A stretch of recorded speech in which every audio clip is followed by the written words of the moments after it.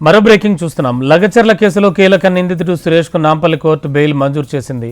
సాక్షులను ప్రభావితం చేయవద్దని ఆదేశించింది. 50,000 రూపాయల పూచీకత్తుతో షరతులతో కూడిన బెయిల్ ఇచ్చింది. అయితే నిందితుడు సురేష్ని ఇప్పటికే 2 సార్లు కస్టడీలోకి తీసుకుని పోలీసులు విచారించారు.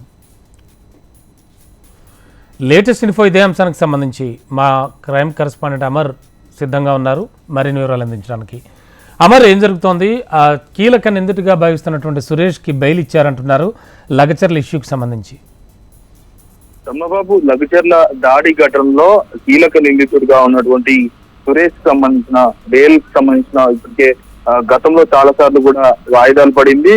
విచారణల అనంతరం అంటే ఇరు వర్గాల వాదన అనంతరం నాంపల్లి కోర్టు బెయిల్ కూడా మంజూరు చేసింది. షరతులతో కూడిన బెయిల్ కూడా నాంపల్లి కోర్టు మంజూరు చేసిందని చెప్పుకోవచ్చు. అయితే బెయిల్ కి సంబంధించి 50,000 పూచీకత్తుతో పాటు దీనికి సంబంధించిన షరతులు తప్పనిసరిగా పాటించాలనేది బెయిల్ సంబంధించి అందులో పేర్కొన్నారని చెప్పుకోవచ్చు. అయితే సాక్షులను ప్రభావితం చేయొద్దని ఇప్పటికీ నాంపల్లి కోర్టు ఆదేశించిన నేపథ్యంలో ఇప్పటికే 2 సార్లు సురేష్ ని కస్టడీకి తీసుకున్నారు. కీలకమైన సమాచారాన్ని కూడా సేకరించారు. ఎందుకంటే ప్రభుత్వ అధికారుల మీద దాడి ఘటనకు సంబంధించి సురేష్ దగ్గరుండి ప్రోత్సహించారు.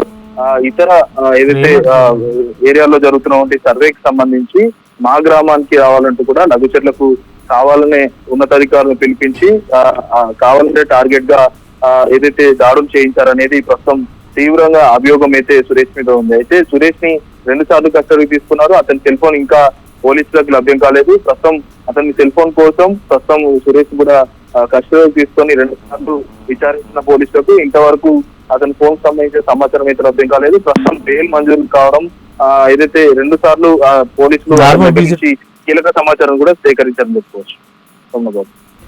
Okay, thank you Amar.